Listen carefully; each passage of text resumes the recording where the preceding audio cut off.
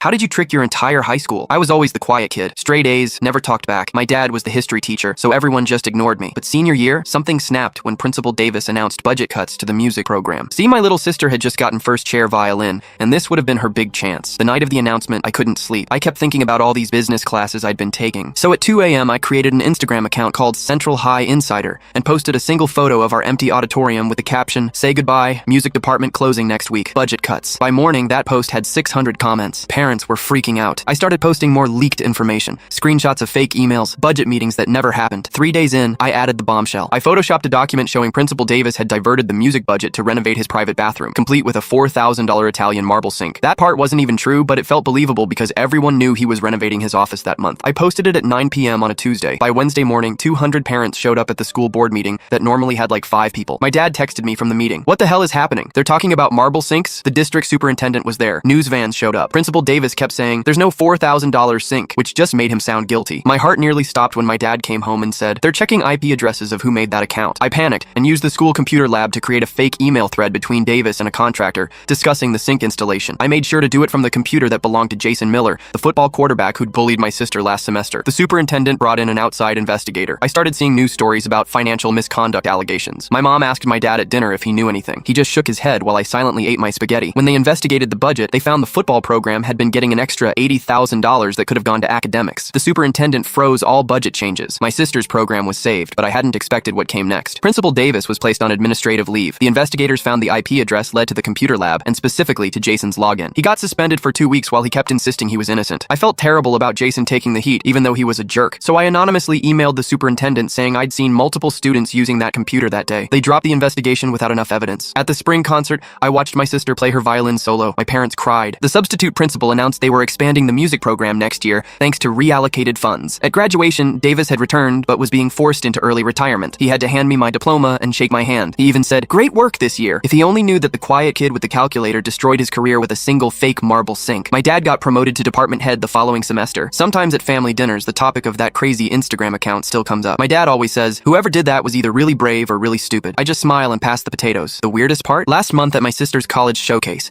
I saw Principal Davis in the audience. His niece was performing too. When he noticed me, he nodded slightly. I nodded back. As I was leaving, he stopped me in the hallway and said, "You know, I never did get that marble sink." Then he just walked away. I checked the Central High Insider account that night for the first time in years. There was one new follower, Davis's personal account. No messages, no comments, just following. I ruined his career over a lie, and now he's watching. Sometimes I wonder if he's just waiting for me to slip up and confirm what he already suspects.